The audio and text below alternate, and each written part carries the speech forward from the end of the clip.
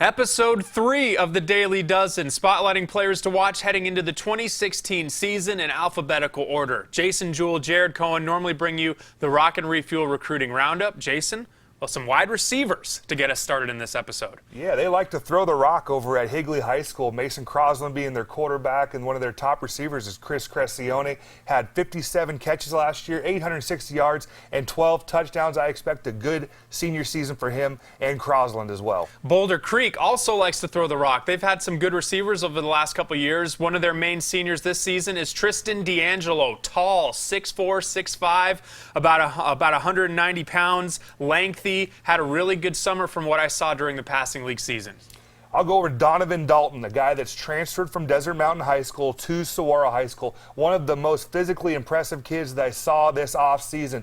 Really, really long, almost 6'4", almost 200 pounds, has multiple Division I offers, is a guy that can play in the secondary or could play wide receiver. I think he's getting recruited as a safety at the next level. Let's keep the wide receivers rolling. Josh Daniels over at Red Mountain. He had kind of a breakout season last year, played pretty well, 4 touchdowns. He's very fast. He's skilled. Red Mountain likes their air attack, and he'll be one of the main focal points in that Mountain Lion offense. Now, you know, I was a college offensive lineman, so I like running the football. I like those big physical backs. And the next guy I'm going to talk about is just one of those guys, Laylan Dillard over at Desert Vista High School.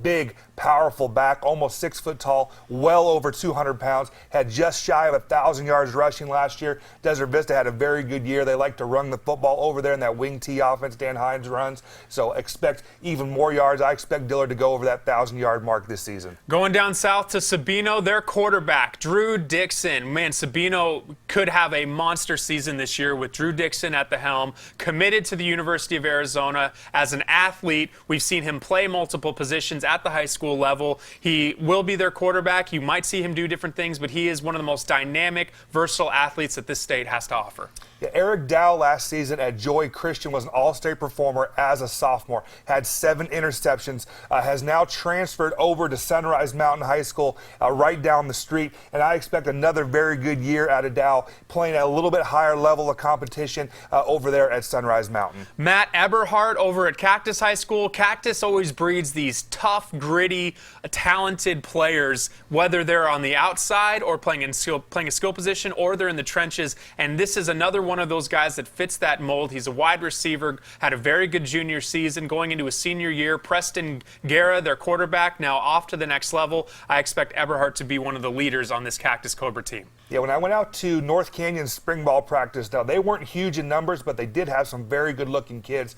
And then Solomon Enos, their junior DB, was one of those guys. Another big, long kid that's over 6'3", and another guy about 190 pounds. Not a Division I offer player yet, but as I graded him, as I watched his film, very intriguing. I think he's going to be a Division I player. Has 2 more seasons to improve and get better, and I expect a breakout season from Solomon. Taylor Fiame, running back / linebacker over for Centennial. You know, people might not realize there were so many big names on that Coyotes team that won the state championship last season. Fiame is going to be a guy that steps in, plays linebacker. They actually expect him to be a next-level linebacker, and will also make a big impact at the running back position. A guy to watch on what will be another talented Centennial football team.